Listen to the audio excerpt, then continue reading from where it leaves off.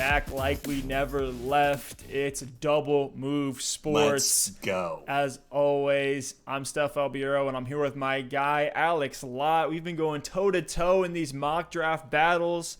How you doing today, brother? Doing great. Also, when I said let's go, I got really close to my mic, and I realized that might have scared some people. So if I did, I apologize. I'm just super excited for this mock because Steph and I are finally drafting from the 1 and 2 spot. So I am going to get Saquon Barkley, which is very exciting. We've made it a little bit harder on ourselves to this point.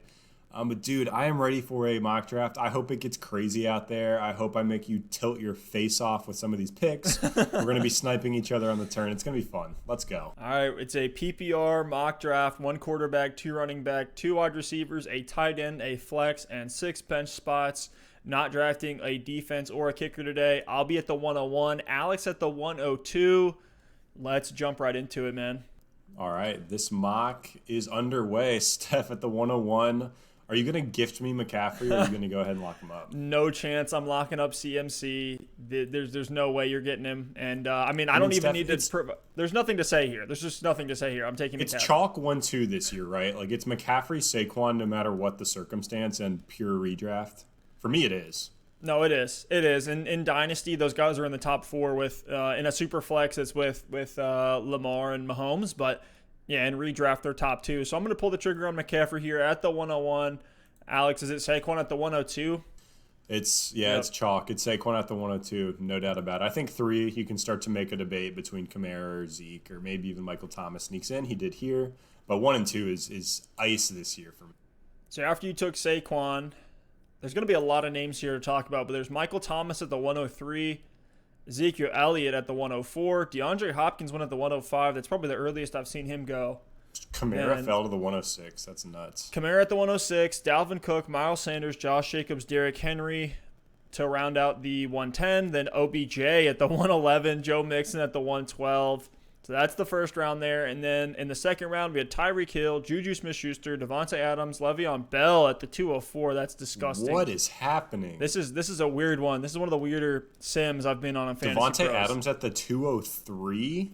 Yeah, that makes no sense to me. We had the 6th receiver off the board. I just dropped a film room on Devontae Adams. This dude is legit. He could easily see 175 targets this year and 15 touchdowns. Devontae Adams needs to be the number 2, if not the number 1 receiver off the board. He's right up there. There's no question for me that he's in the top 2.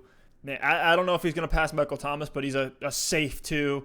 So then we had, after Lev Bell was taken at a disgusting early second round, we had Kenyon Drake, Austin Eckler, Julio Jones, Todd Gurley, Nick Chubb, and then Chris Godwin.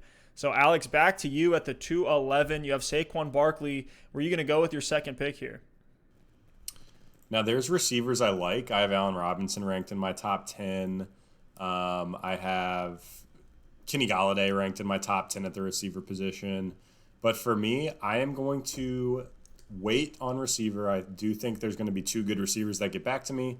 So I'm actually going to go ahead and lock up at the back of the second. I will say Kelsey is tempting here at the very back of the second round, but I'm not going to do it. I'm going to lock up Aaron Jones. I have Aaron Jones as a top 10 running back, and to lock up Saquon Barkley and Aaron Jones at the running back position, wow, I am set. 2 guys who are going to score a lot of touchdowns. They're going to get receiving work. I am going to dominate at running back this year. Yeah, I think that's a great pick right there. And something I really wanted to try, I was talking to Alex about it before we started filming here. I want to try a draft from the 101 where I get McCaffrey, Travis Kelce, and Lamar Jackson. It looks like that exact situation did happen here. So this is something that, we do so many mocks throughout the offseason, and this is a strategy I've really been looking at. And so I'm interested to see what's going to happen here because essentially you can focus the entire rest of the draft knowing that you're loaded at running back, at your RB1 spot, at your quarterback, and your tight end spot. Then the rest is just depth plays, handcuffs, things like that. So I'm going to actually pull the trigger here on both Lamar Jackson at the back of the second and then Travis Kelce at the 301 at the start of the third. So we'll see how this draft ends up going. I don't really think there's much analysis to be said here. Both of these guys are standouts, should be their respective, top 1 or 2 at their position. Travis Kelce's been the tight end 1 for the last 4 seasons, so I expect that to continue. Maybe George Kittle's breathing right down his neck right now, but, you're not going to debate that with the Kansas City Chiefs offense. And then Lamar Jackson, he was like if you take out his pass volume. He's like the RB12. Like it's just insane. So I'm gonna take Lamar Jackson, Travis Kelce there, and now Alex, back to you. You got your running back stack of Saquon and Aaron Jones. Where are you looking at with this 302 here?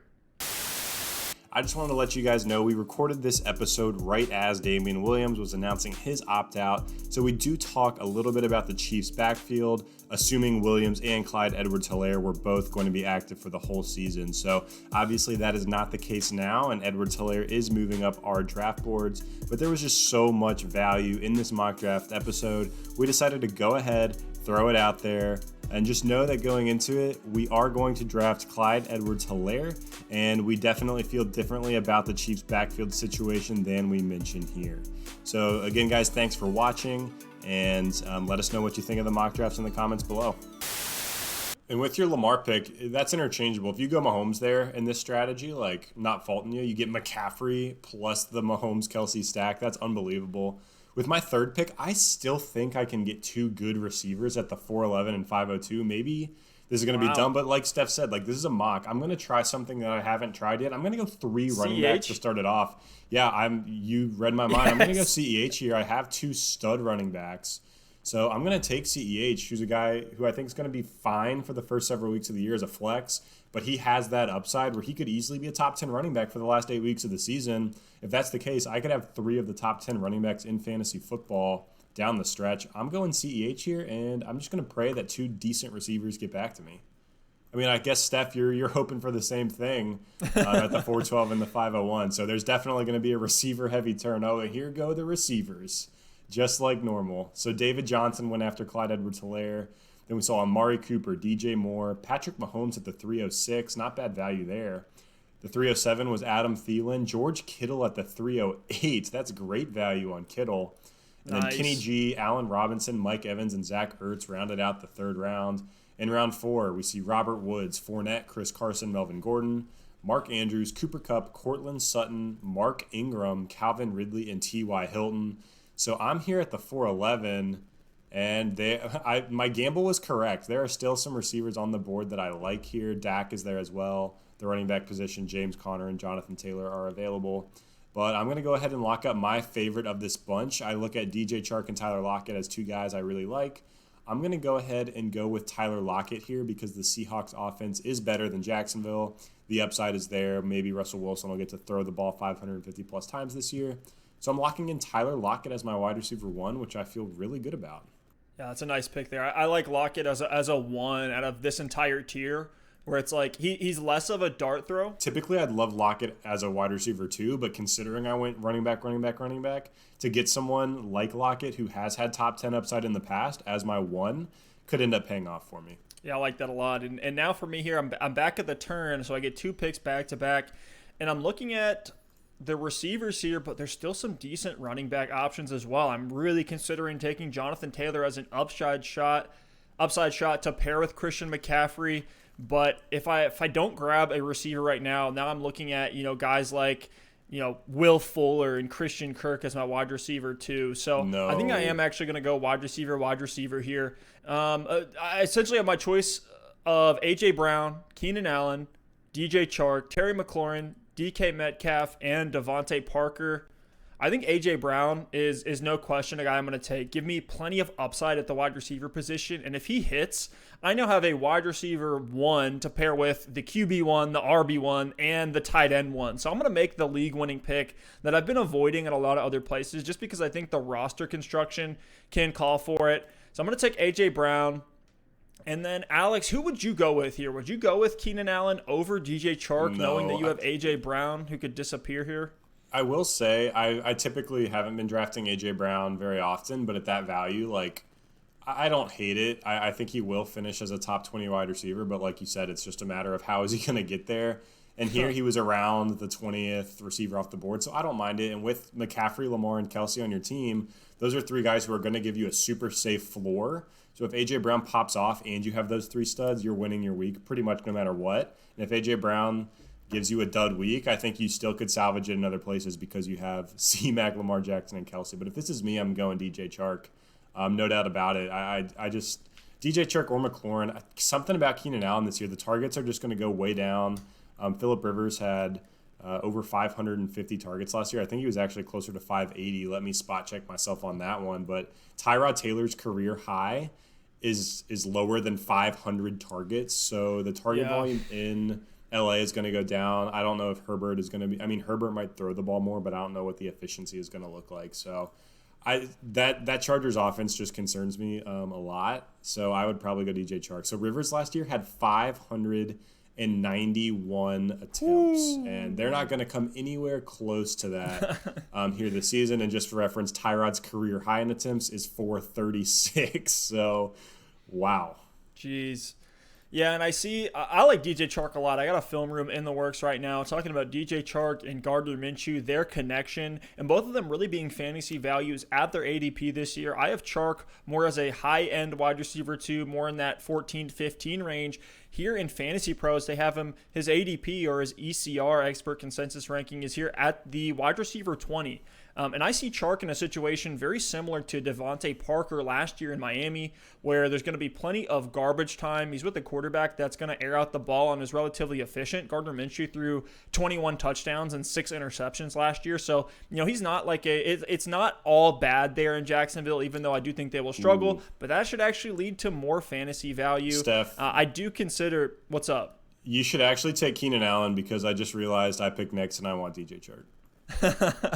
Well, it's not going to happen here. I'm going to take Chark as my wide receiver too and feel really, really good about it. I really do. That's the worst about these mocks. I have to speak my mind, and you're picking right in front of me.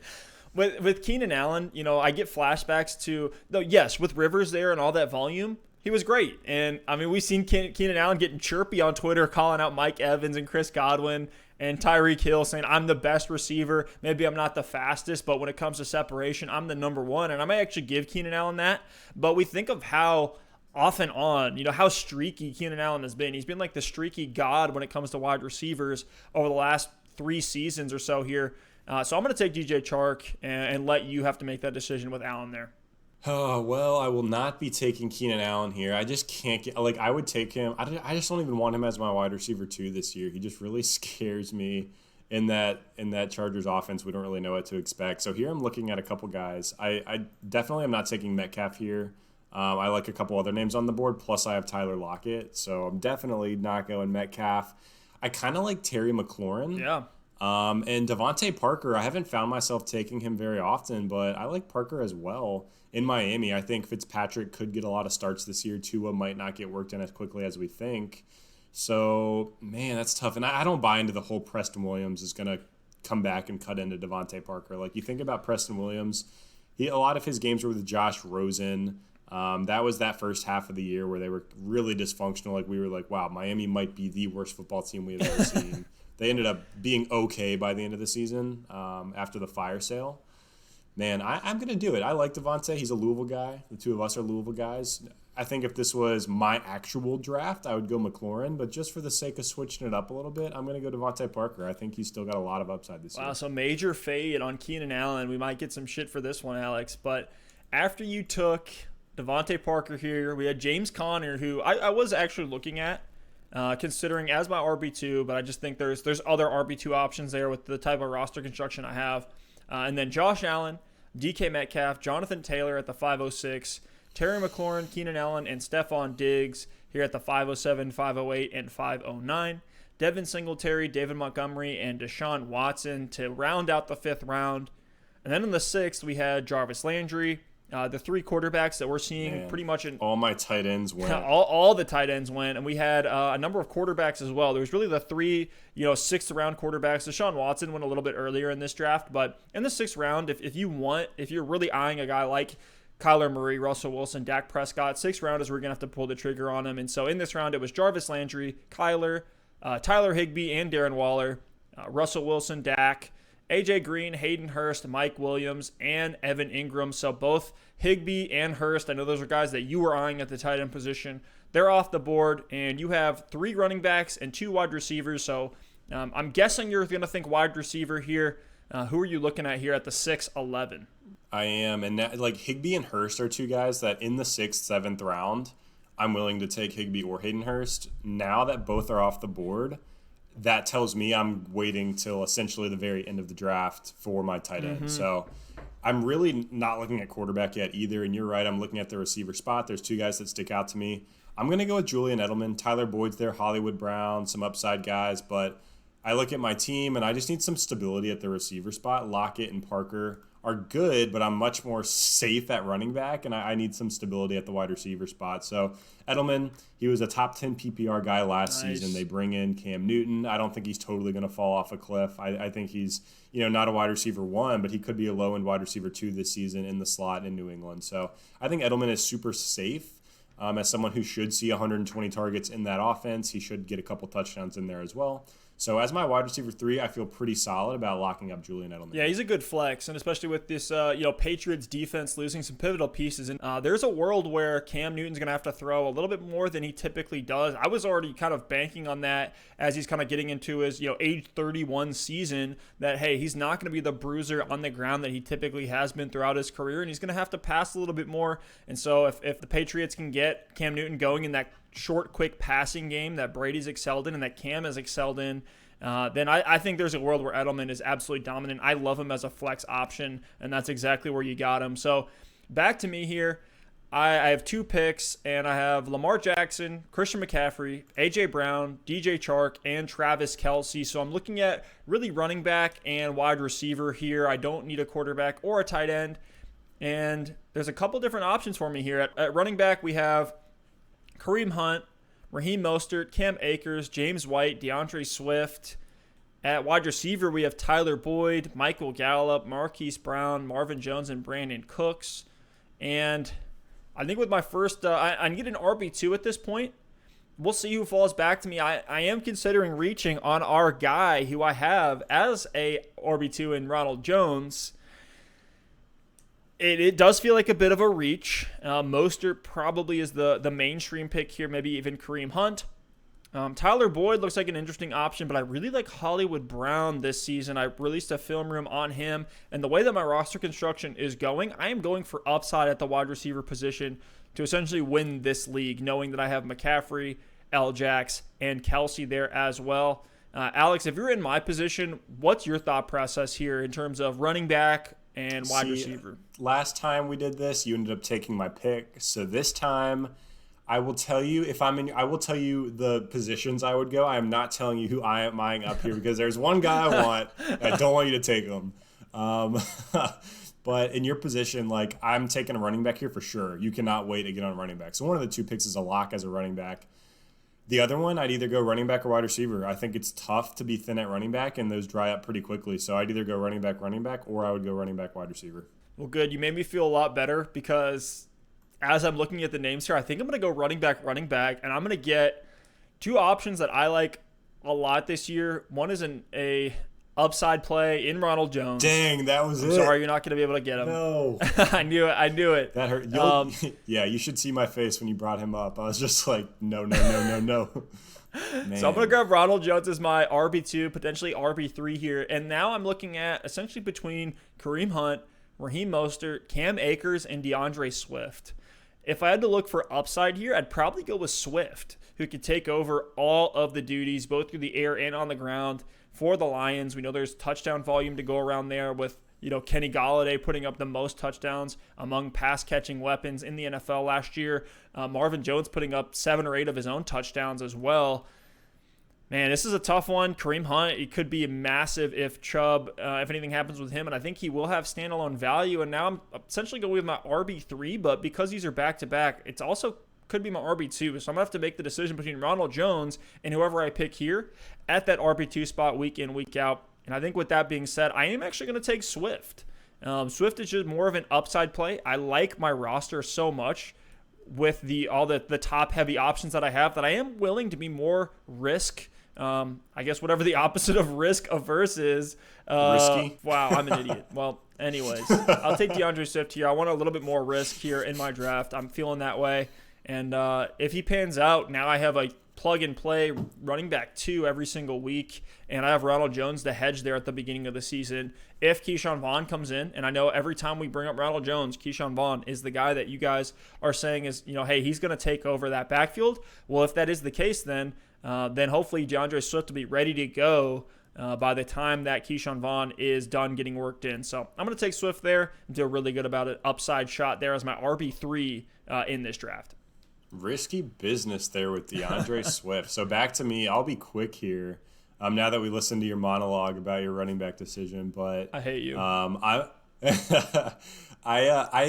have the decision here. I'm really not looking at tight end or quarterback yet. I'll be able to get one later on. And I just look at my running backs. Like, there are guys on the board, and running back will dry up a little bit quicker. But I have Saquon, Aaron Jones, and CEH. So I really need upside. I have the upside at the running back position. I think there are some upside names at receiver that I'm really going to like here. The one I'm going to go with is Hollywood Brown. Nice. If you haven't checked it out, if you're listening, Stef just did a film breakdown on Hollywood, and he has massive upside this season. I'm really excited to see what he can do in this Ravens offense. So as my wide receiver 4, as an upside play, I'm just going to lock in Hollywood Brown, and next round when it comes back to us on the turn, I'll take a running back with one of those 2 picks that might have some depth appeal or a high-value handcuff or something like that. So I'm going to lock in Hollywood, and we'll see what can get back to us.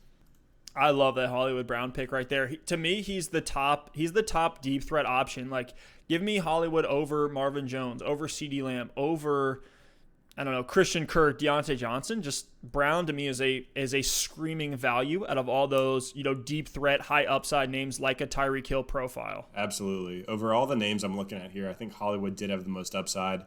But after him went Matt Ryan, Tyler Boyd, Drew Brees, Cooks and Fuller back-to-back. I think a lot of people are having trouble figuring out that Houston receiving room. Then Michael Gallup. It's Cooks. Brady. Yes, it is. Then Michael Gallup, Brady Wentz, Marvin Jones, and Kareem Hunt round out the 7th round. Kareem Hunt at the 7-12 is an extreme value, by the way.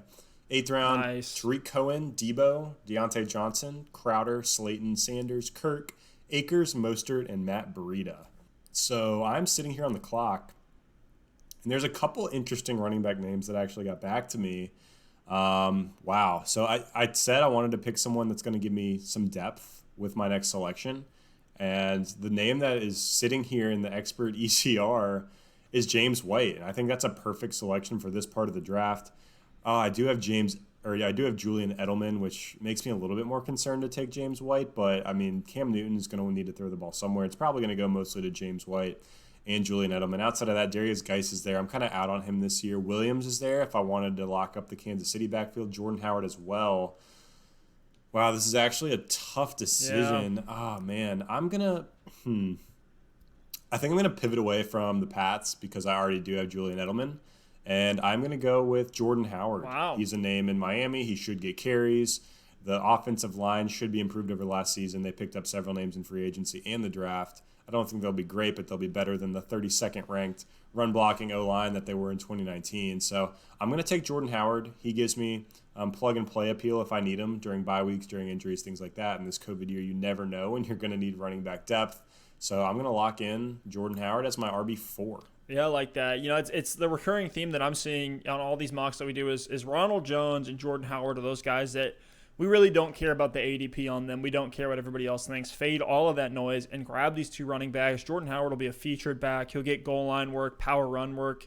So I like that option a lot. And now back to me. I get 2 picks here at the 8-12 and the 9-01. Let's see who's here on the board. Again, I'm not looking at quarterback or tight end because I already locked up Lamar Jackson and Travis Kelce. So it's all wide receiver and running back depth for me. And Sterling Shepard, John Brown, Anthony Miller, and CeeDee Lamb are all here at wide receiver. At running back, same guys that you mentioned, James White, Darius Geis, Damian Williams. I think of all the names here, we're in a PPR league. I'm looking at Williams and White. We talked about Damian Williams on our split backfields episode. And I feel like Williams could be a plug-and-play guy for the first 4 to 6 weeks of the season. And I did take DeAndre Swift. So if I want to hedge against him, I know I have Ronald Jones there, but let's say, worst-case scenario, Ronald Jones isn't all that we're expecting him to be, and I think there's a world where that happens and the wheels fall off for him. He's had troubles with inconsistency, being on the field when he drops pass protection. So I'm actually going to take Damian Williams as a way to hedge my RB2 spot. I haven't taken him in a lot of drafts, if any, and I took him last year and was really, really burned by it. And now here's my next pick. I think I'm going to go with Sterling Shepard. Just as a guy who was the alpha wide receiver, getting the most target volume when all the pass catchers were healthy and on the field. between Golden Tate, Darius Slayton, and Evan Ingram there as well.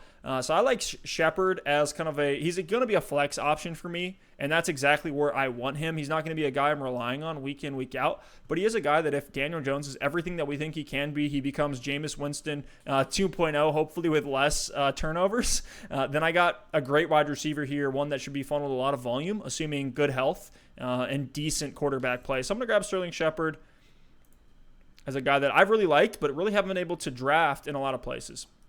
I love it, Steph. So now back to me.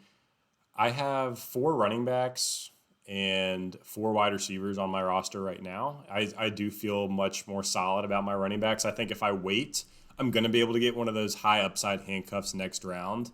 At the receiver spot, I do have Lockett and Parker with Edelman and Hollywood Brown on my bench. I think I still could use another lottery ticket on upside from a wide receiver. I love my running backs. I'm not looking, like at the tight end spot, I know I do need a tight end and a quarterback, but I look at the names like Hunter Henry, Hooper, Cook, Gesicki, Gronk, Hawkinson, Fant.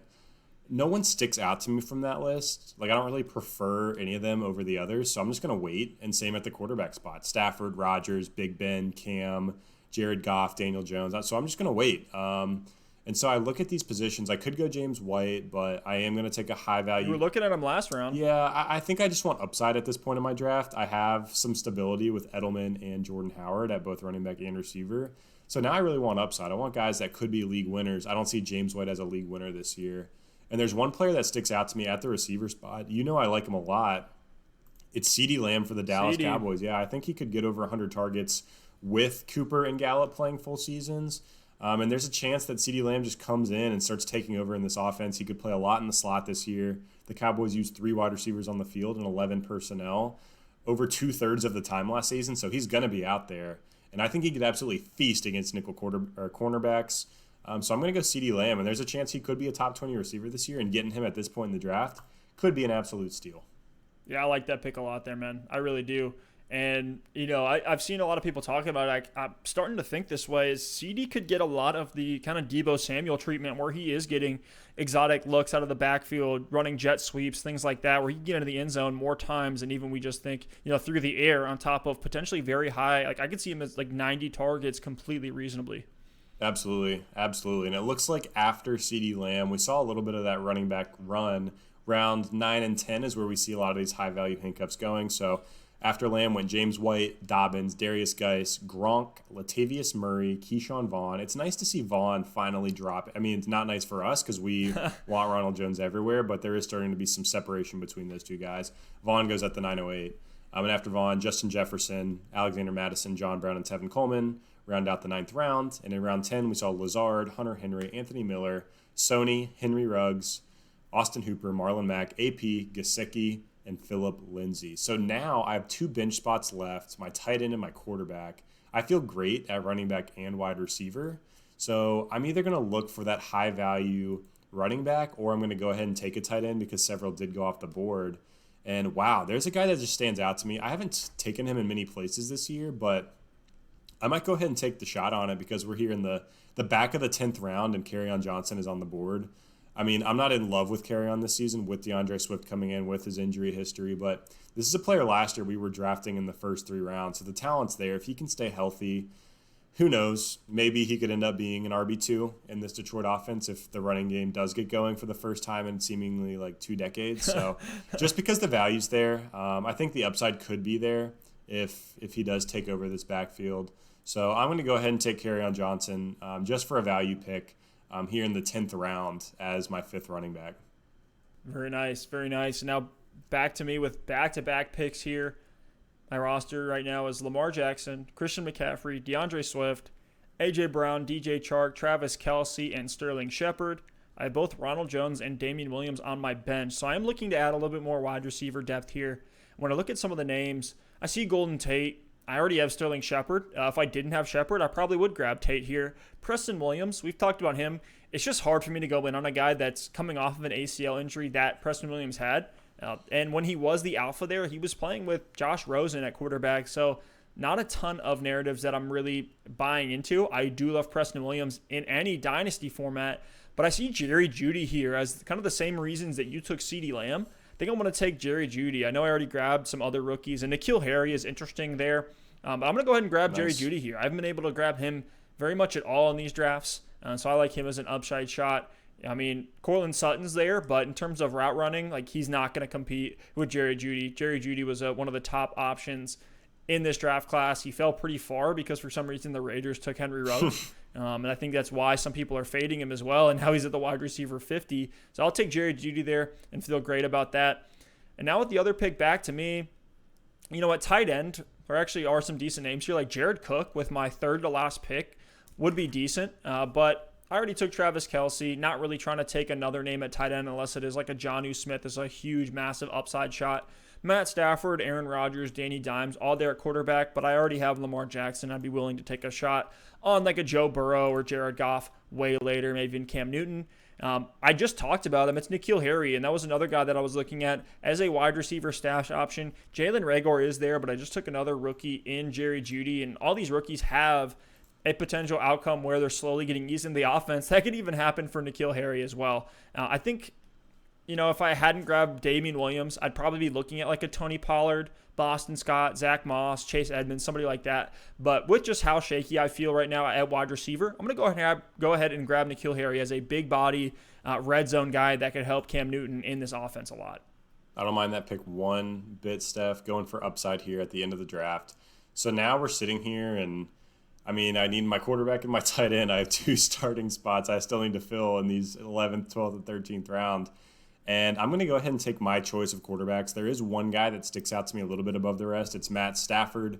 I know, you know, there's a lot of questions with a Lion, but Stafford is going to get a ton of volume. He's got Kenny Golladay and Marvin Jones. TJ Hawkinson's there as well. He's got good running backs. The offense should be solid this year when he's healthy. I know last year was a bit of an outlier when we're looking at Stafford's career and his efficiency and how good he's been, but through 8 games last year before his injury, Stafford was QB6 in points per game. He was averaging the same amount of points as Patrick Mahomes at 21.5. So not projecting that by any means this year, but I would not be surprised to see Stafford finish as a top 10 quarterback. And I'm getting him here in double-digit rounds. So I'm going to go ahead and lock up Stafford here and hope one of these names at tight end, there's still 5 or 6 I'd be fine with, get back to me here at the end of the draft. So after Stafford, we saw Mecole Hardman go off the board at the 11:03, and then Darrell Henderson, Jared Cook, and then a big running back run of all these handcuffs. Duke Johnson, Boston Scott, Zach Moss, Nyheim Hines, Justin Jackson, Tony Pollard, and Chase Edmonds. In round 12, oh boy, a lot of tight ends went off the board. I'm getting nervous now. In round 12, Alshon, Antonio Gibson, Noah Fant, Samuel, A.J. Dillon, Jack Doyle, Jonnu Smith, Golden Tate, T.J. Hawkinson, and Dallas Goedert. So those are pretty much all the tight end names I was looking at. Who made it? Oh, there's one guy. Thank goodness for your boy Blake Jarwin getting back to me here. And look, I actually don't mind this because between Jarwin and CeeDee Lamb, I think one of them is going to be fairly featured in this offense. So maybe, you know, Jarwin gets targets that we want him to get and CeeDee Lamb doesn't quite pan out on my bench, or maybe Lamb gets the targets and Jarwin doesn't pan out. But I'm going to go ahead and lock up Blake Jarwin here at the tight end spot. Based on all those other names going, this makes the decision kind of easy. And I'll just lock up Blake Jarwin as my starting tight end. Doesn't feel great, but, you know, I could end up streaming the position if things don't work out. Nice. Well, last 2 picks here for me, back of the 12th, at the 12-12, and the 13-01. So last 2 picks. I'm going to go ahead and grab the handcuff that I need for Christian McCaffrey. It's Reggie Bonifon. It's our boy, Reggie Football. And I'm going to grab him just as a safety option. Should anything happen to McCaffrey, I can just plug Reggie right in. I don't know what analysis I can provide on Reggie Bonifon other than when he came in last year. He looked fine. Nobody is Christian McCaffrey. So I'll grab Reggie as just the handcuff option. And then last pick here, I could take another upside shot at tight end, but really all those guys that I was looking at, Blake Jarwin was probably the last one that I'd be willing to pull the trigger on. This isn't a 14-team league, so I'm not looking at a Jace Sternberger whatsoever. But Aaron Rodgers is still there as my last pick in this draft. And so to have him there as a ancillary option with Lamar Jackson, should something happen to him, something crazy with this like COVID year, That's I don't know. insane. I mean, Jalen Reagor is still there. I do like him quite a bit, and I've grabbed him in a lot of other drafts, but I'll go ahead and just grab Aaron Rodgers here so I can hedge against anything that may potentially happen. I don't believe in like the rushing quarterback injury narratives. A lot of these guys who do get hurt that are rushing quarterbacks aren't even getting injured because of hits that they're taking. You know, think of like Cam Newton one year got hurt because, you know, he was getting hit in the pocket. We had RG3 who was tearing his ACL going for a fumble. Like, these things aren't happening because these quarterbacks are these runners. It's happening in other ways, and then people just kind of build the narratives on top of that. So I'm going to grab Aaron Rodgers here as another upside shot and really just shore up that quarterback position that I have now. So, I mean, again, Aaron Rodgers in the last round, and I could go Daniel Jones, Big Ben, Cam, Tannehill, Goff, Mayfield, Burrow, Cousins. Like, if you're not going to get one of those top 5 quarterbacks, I don't see a reason to take a mid-tier guy until double-digit rounds if they're there. So with my last pick, are you looking at Burrow here? No, I'm not. I'm fine with Stafford. I would honestly be looking at Burrow or a Daniel Jones or someone like that with this last pick, but I feel pretty weak at the tight end position, so I want to take another lottery ticket there. And I know you said Jay Sternberger isn't your guy, and don't worry, I'm not going to take Jay Sternberger, but there's one guy on the board that we have not talked about a lot, and it's Gerald Everett. And Steph, you know I am all in on Tyler Higbee this year. I really do think Higbee is going to be the guy. He did things in that offense that Everett was not doing when he was the starter before his injury. But I can't be too naive to think that there's not a chance that Gerald Everett is involved in this offense. Like, who knows? Maybe Everett comes out and it is a 50-50 split at the tight end spot. I mean, Everett is an athletic guy. The Rams did use him some before he got hurt last season. He had a couple big weeks. Yeah. So he was maybe it's like maybe if they come in heavy 12 personnel, Everett's getting targets early on or things like that. Maybe he ends up being a streamer. So I'm going to take Everett here with my last pick, and I'm just going to see what the Rams do week 1. There's a lot of questions. We don't know what the running backs are going to look like. We don't know if it's going to be heavy 12 personnel with Higbee or what. We don't know how the receivers are going to look with Brandon Cooks gone and Van Jefferson there. So with McVay, he could be scheming up something crazy this offseason that none of us know about. And I'm just going to take Gerald Everett and see what look they come out in week 1, and maybe that'll tell us a little something about how this offense is going to look in 2020. And if Gerald Everett sucks, if he's not on the field, I'll just cut him. But if he comes out and he gets 6-7 targets and maybe he sneaks a touchdown in there, I might have some value at the position. So normally wouldn't be taking him, but because I had to wait on the tight end and Blake Jarwin was my best option, I'm just going to give myself an extra lottery ticket here with Gerald Everett. Got one of the highest grades ever gotten from Fantasy Pros with a 96 out of 100. Whoa. So at least I know you hacked the algorithm. Getting Kelsey. Yeah, the algorithm is like if you get Travis Kelce, you get an A. So just keep that in mind, guys. Don't put too much stock into these drafts here or these grades here. But Alex, let's look at our rosters here, guys. I would love to hear if you've made it this far into the video. Love to hear which roster you like more. So for me, drafting at the 101, I have Lamar Jackson at quarterback, Christian McCaffrey and DeAndre Swift at running back, as well as Ronald Jones and Damian Williams on the bench. I also have the handcuff and Reggie Bonifant for McCaffrey. Then at wide receiver, I have A.J. Brown, DJ Chark, Sterling Shepard, Jerry Jeudy, and N'Keal Harry. So I don't feel like I have a safe, consistent option outside of Sterling Shepard, and he has question marks of his own. So that's probably the one thing that I would change looking back at my draft is like, hey, on this one I went with Kelce and Lamar Jackson.